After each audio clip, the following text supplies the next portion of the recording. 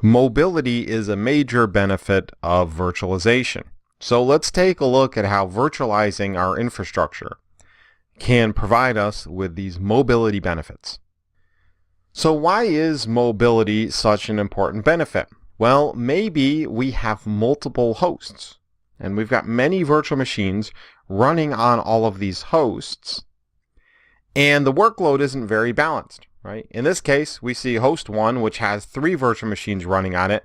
We may want to migrate some of those VMs to host 2 to equalize the workload on those 2 hosts. So that's reason number 1. We want to make sure that the resource utilization of our hosts is fairly evenly utilized. If host 1 is running really low on memory, maybe we move some VMs to some other host. And ideally, I'd love to do that without any downtime. Do some sort of live migration or vMotion to take a running VM and move it from one physical server to another with no downtime. So that's one reason we might want to migrate VMs. Another reason is maybe we need to perform some sort of maintenance. Maybe I need to install some physical memory in a host or do some other sort of physical maintenance. And so I know I'm going to have downtime on a host. So I migrate all of the VMs to another host, perform my maintenance, install my memory or whatever it is I need to do. Maybe I'm installing patches and I need to reboot.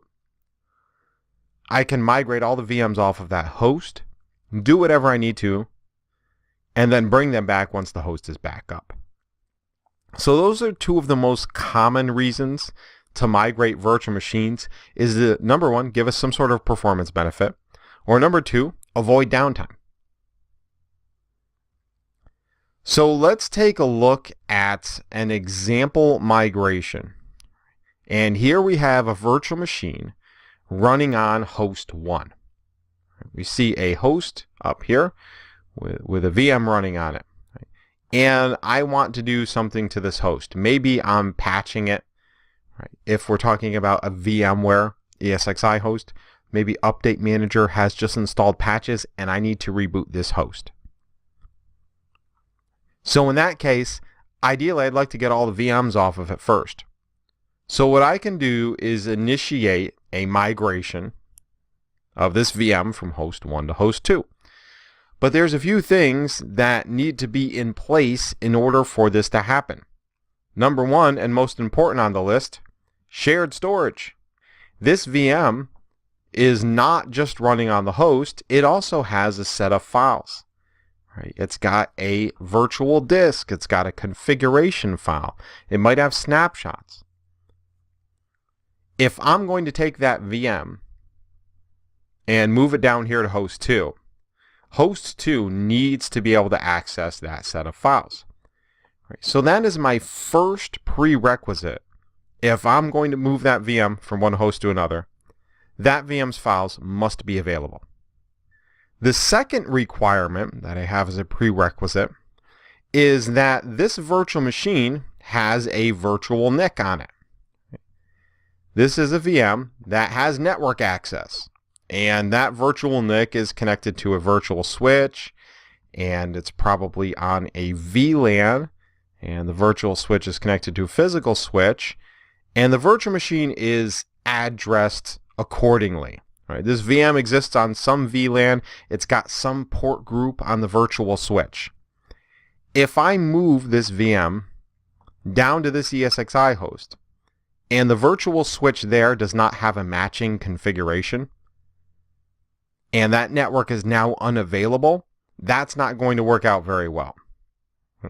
So I've got to have a compatible network on both of these hosts. Basically, the way you want to think about it is the VM right now is running on host 1. I don't want the VM to see anything different when it moves to host 2. Right? I want the compatible processors. I want, if they're AMD on host 1, I want them to be AMD on host 2. If they're Intel on host 1, I want them to be Intel on host 2. Right? I want these 2 hosts to be pretty much as close to identical as I can possibly get them. And definitely, when it comes to the network and storage configuration, they need to match up.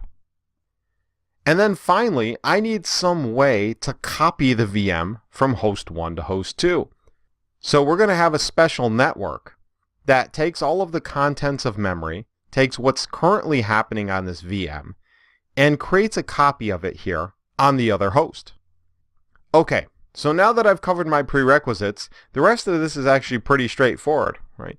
A copy of the VM is going to be created on a destination host. In this case, let's use a little bit of VMware terminology. We're going to use something called a VM kernel port to create a network. And that network is going to be used to create a copy of this VM on the destination host. And when that copy is complete, we will capture everything that's changed in that VM during that copy process.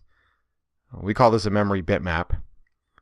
All of the contents of that memory bitmap are transferred over to the new copy of the VM, and that now becomes my live running virtual machine.